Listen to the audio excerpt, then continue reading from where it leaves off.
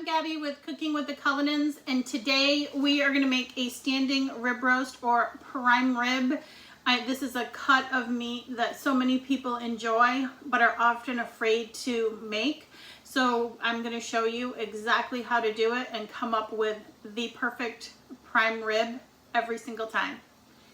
I hope you enjoy. If you are liking our videos, please follow along. Please give us a thumbs up. Leave me a comment. I will get back to you, and subscribe to our channel.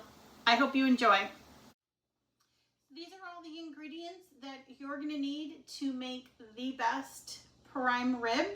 And this is kind of a 2-for recipe. So I'm going to tell you everything you need in order to do the prime rib, and then I'll tell you all the ingredients that you'll need if you choose to do the au jus to go with it.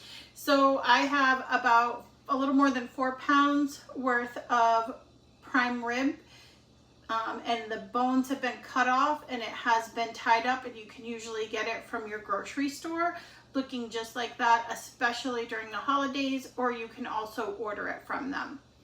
We're going to need some fresh rosemary. You also could use it dried. I just have fresh available. Some thyme, which I'm going to use dried.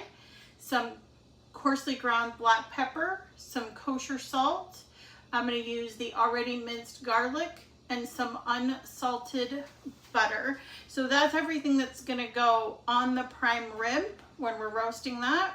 And then this is everything that you're going to need for the au jus. So the onion that we're going to use when we're roasting it, some beef broth, some red wine. If you choose not to use the red wine, you can just use more beef broth, and some cornstarch in order to thicken up the au jus. So let's get started. The first step when you're getting ready to roast this prime rib is to take it out of the refrigerator and let it come up closer to room temperature. It's going to take between 2 and 4 hours to do that. And then the next step is, so mine has been out of the refrigerator for that long. The next step is to then take some paper towels, and you're just going to pat it dry really well. That's so that when we put the butter mixture, or the compound butter as you call it, on top of it, it will stick to it really well. In the next step, you're going to want to combine that unsalted butter along with the garlic, the 2 tablespoons of minced garlic, the kosher salt, pepper, thyme, and rosemary. And you know I like an easy cleanup, so I put this off in butter in this Ziploc bag along with all of the other ingredients, and I'm just mushed it around like this. It's called compound butter, but I've just been mixing it so that it's all really well combined. And so all the little colors that are in there are kind of evenly spread out so you can see. Next, I'm going to put on a pair of gloves because I don't like it to be ooey and gooey on my hands. And then I'm going to go ahead and coat the whole roast with the butter. Now we have the rib roast covered in the butter mixture. And by the way, if when you're putting the mixture on the roast, it's not really sticking to it, it's because you didn't dry it off enough.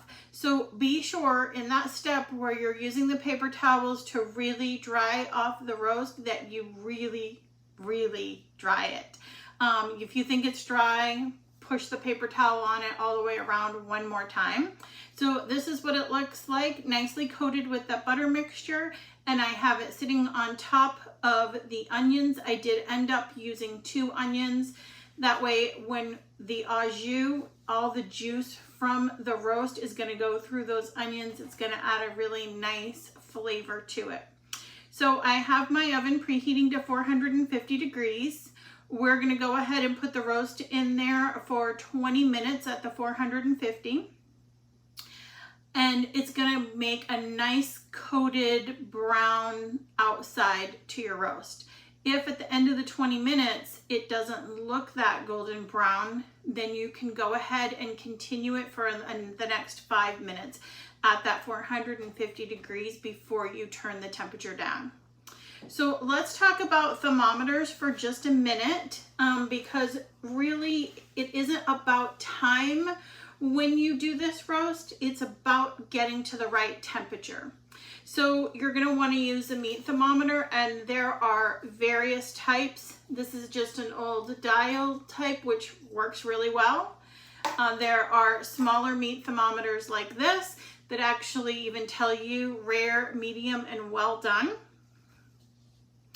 There's a thermometer that has a probe like this, and this part stays on the outside of your oven and this goes on the inside. And then there are wireless probes as well, where you just put one of these in there, you put an app on your phone, and you can actually see while it's cooking what the temperature is. So just choose one that works well for you, or honestly what you have on hand. It doesn't have to be fancy. It's still going to taste good, and it's still going to get done to the right temperature as long as you have a thermometer. See you in about 20 minutes. This is the roast. It's been in the oven for the 20 minutes, and look at that crust that is on top. It is just awesome. If yours isn't quite this dark, go ahead and cook it again, or cook it in there for an additional 5 to 7 minutes, and then you'll turn the heat down to 325. I did throw some vegetables on there just because we're gonna have some vegetables with this. You certainly can, you don't need to, just the onion and the roast.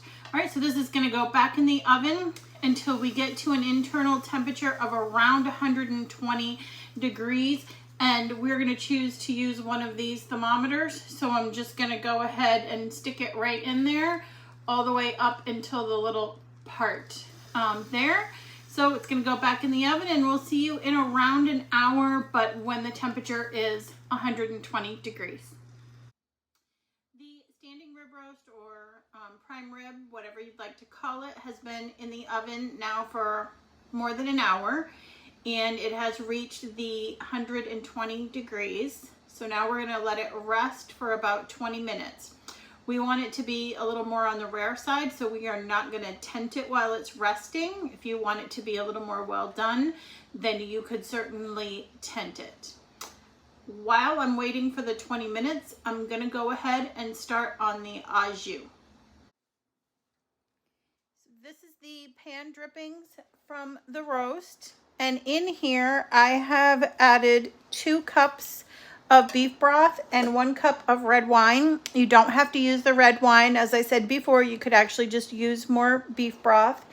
And what I've done is I've kind of whisked up all of the drippings that are in the bottom of the pan. I'm now going to transfer this to about a medium stock pot, and I'm going to cook it on the top of the stove at about medium heat for the next 20 minutes until it reduces to about half. Keeping in mind that the au jus is going to be really loose and runny. That's how it is meant to be. If you want it to be thicker than that, then you're going to use some cornstarch to thicken it. The au jus has been on the stove for about 20 minutes and reduced by about half. I then went ahead and strained it, and this is what it looks like. It is really good, and some people like to dip their prime rib in it and others don't. I personally love the prime rib even without it, but this way you now know how to make the au jus. Now that our prime rib or standing rib roast, however you want to say it, has finished cooking, it's rested for 20 minutes, and it has reached an internal temperature of about 122 degrees. We're going to actually slice off a piece, and keeping in mind that when the butcher does this, they actually cut off the rib, the bone, they tie it up with these little strings, so you'll cut those, and the bone is usually on the bottom. This is so good. It smells so delicious, and you will see how nicely done it is. I hope that you are not afraid to make a standing rib roast or prime rib and enjoy it with your friends and your family. Enjoy. So this is the prime rib, and it is so good. It smells so good. It tastes so good. I cut it with a butter knife, y'all, and I gotta have a taste. It is so good. Please don't be afraid to try and cook a prime rib. It is so good.